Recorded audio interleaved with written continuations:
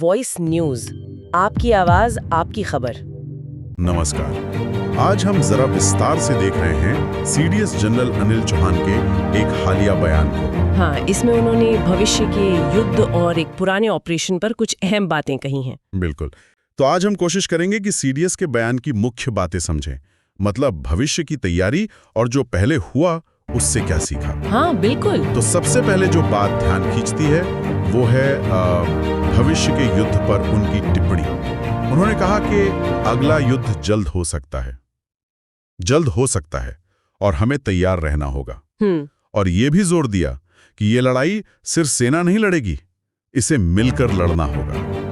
ये मिलकर लड़ने वाली बात क्या है? हाँ देखिए, ये मिलकर लड़ने का जिक्र जो है ना, ये बहुत महत्वपूर्ण है। ये इशारा है होल ऑफ नेशन अप्रोच की तरफ। अच्छा, मतलब पूरा राष्ट्र मिलकर लड़ेगा। और इसी में उन्होंने नॉन काइनेटिक युद्ध की बात भी जोड़ी। नॉन काइनेटिक, ये थोड़ा समझाएंगी? नॉन काइनेटिक मतलब वो लड़ाई जो सीधे तौर पर गोली बंदूक से ना हो। इसमें साइबर हमले हो सकते हैं, सूचना युद्ध मतलब प्रोपेगेंडा, मनोवैज्ञानिक दबाव, इकोनॉमिक प्रेशर भी। हाँ, आर्थिक मोर्चाबंदी, ये सब नॉन काइनेटिक में आता है। तो भविष्य की लड़ाई शायद सिर्फ बॉर्डर तक सीमित ना रहे। मतलब तैयारी का कैनवस अब बहुत बड़ा होगा। बिल्कुल। अच्छा, चलिए अब थोड़ा अतीत में चलते हैं। सीडीएस ने ऑपरेशन सिंदूर का जिक्र किया। हाँ, पहलगाम हमले के बाद की बात है ये। हाँ, उन्होंने बताया कि 22 अप्रैल को पहलगाम हमला हुआ और ठीक अगले ही दिन रक्षा मंत्री के साथ मीटिंग हुई।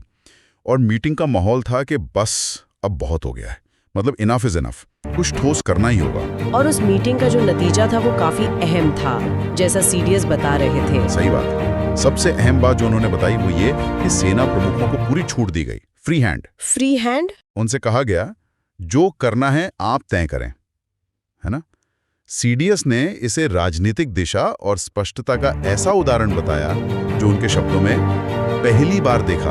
पहली बार देखा, ये बड़ी बात है। हाँ, और उनका मानना है कि इसी क्लैरिटी और फ्री हैंड की वजह से ऑपरेशन सफल रहा और सेना का मनोबल भी बढ़ा, प्योर मोरल बूस्ट हुआ। देखिए, ये जो राजनीतिक स्पष्टता और कार्यान्वयन की स्वतंत्रता है ना, ये किसी भी सैन्य अभियान के लिए आप कह सकती हैं रीढ़ की हड्डी जैसी होती है। जब ऊपर से लक्ष्य साफ हो और जमीन पर कमांडर को पता हो कि उसे हालात के हिसाब से फैसला लेने की छूट है, अपनी सूझबूझ से, अपनी विजडम से, तो एक्शन ज्यादा प्रभावी होता है जी। और सीडीएस का ये कहना कि ऐसा पहली बार देखा, ये इसके महत्व को दिखाता है। शायद पहले इतनी क्लैरिटी नहीं मिलती होगी। तो ये क्लैरिटी और भरोसा ये सफलता के लिए अहम था। बिल्कुल। एक और छोटी सी दिलचस्प बात भी कही उन्होंने मजाक में। अच्छा, क्या?